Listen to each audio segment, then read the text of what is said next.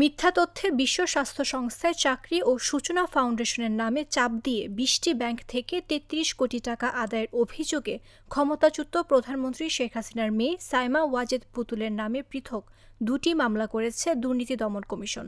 বৃহস্পতিবার দুদক মহাপরিচালক মোহাম্মদ আক্তার হোসেন বিষয়টি সাংবাদিকদের নিশ্চিত করেছেন। দুদকের সমন্বিত জেলা কার্যালয়ে ঢাকা ১-এ মামলা দুটি দায়ের করেন সংস্থাটির উপপরিচালক তাহসিন মুনাবিল হক। দুদক বলছে, দায়িত্ব পালনের যোগ্যতা উল্লেখ করায় আসামির সিভি সমৃদ্ধ হয়, যার ফলে আঞ্চলিক পরিচালক পদে নিয়োগের পথ সুগম হয়। পুতুল দায়িত্বে নিয়োজিত ছিলেন কিনা তা যাচাইয়ের জন্য বিএসএমএমইউ উপাচার্য বরাবর চিঠি পাঠিয়ে জানা যায়, হাসপাতালটিতে পুতুল অনানারি স্পেশালিস্ট হিসেবে শিক্ষকতা ম্যানুয়াল তৈরি অথবা রিভিউ সম্পর্কিত কোনো তথ্য নেই।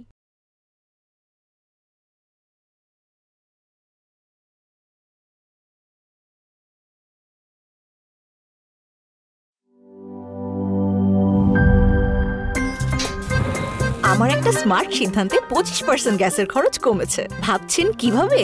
সাধারণ গ্যাস স্টোভ বদলে আমি এনেছি আরএফএল গ্যাস স্টোভ। এর সাইন্টিফিক নজল ও ব্রাস বার্নার ক্যাপ সমানভাবে তাপ ছড়িয়ে রান্না করে দ্রুত, তাই গ্যাসও বাঁচায় 25%, টাকাও বাঁচে 25%। আরএফএল গ্যাস স্টোভ নিরাপদ ও গ্যাস সাশ্রয়ী।